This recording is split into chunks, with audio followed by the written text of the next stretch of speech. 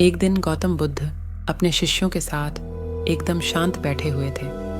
उन्हें इस प्रकार बैठे हुए देख शिष्य चिंतित हुए कि कहीं वह अस्वस्थ तो नहीं है। एक शिष्य ने उनसे पूछा कि आज वह मौन क्यों बैठे हैं, क्या शिष्यों से कोई गलती हो गई है?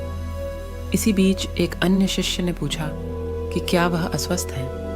पर बुद्ध मौन रहे। तभी कुछ दूर खड़ा व्यक्ति जोर से चिल्लाया, आज मुझे सभा में बैठने की अनुमति क्यों नहीं दी गई है?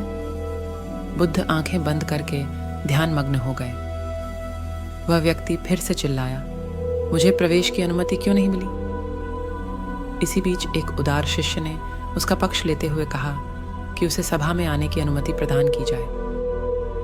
बुद्ध ने आंखें खोली और बोले, नहीं, वह अछूत है, उसे आज्ञा नहीं दी जा सकती।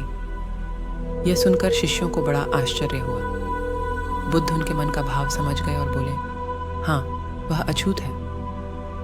इस पर कई शिष्य बोले, हमारे आश्रम में जात पात का कोई भेद ही नहीं, फिर वह अछूत कैसे हो गया? तब बुद्ध ने समझाया, आज वह क्रोधित होकर आया है। क्रोध से जीवन की एकाग्रता भंग होती है। क्रोधी व्यक्ति प्राय मानसिक हिंसा कर बैठता है, इसलिए जब तक वह क्रोध में रहता है तब तक अछूत होता है। इसलिए उसे कुछ समय एकांत में खड़े रहना चाहिए। क्रोधित शिष्य भी बुद्ध की बातें सुन रहा था। पश्चाताप की अग्नि में तप कर वह समझ चुका था कि अहिंसा ही मनुष्य का महान कर्तव्य व परम धर्म है। वह बुद्ध के चरणों में गिर पड़ा और कभी क्रोध न करने का प्रण लिया। शिक्षा, आशय यह है कि क्रोध के कारण व्यक्ति अनर्थ कर बैठता है और पश्चाताप उसे बाद में होता है, जिसका कोई लाभ नहीं मिलता। इसलिए हमें क्रोध नहीं करना चाहिए। असल मायने में क्रोधित व्यक्ति अछूत हो जाता है।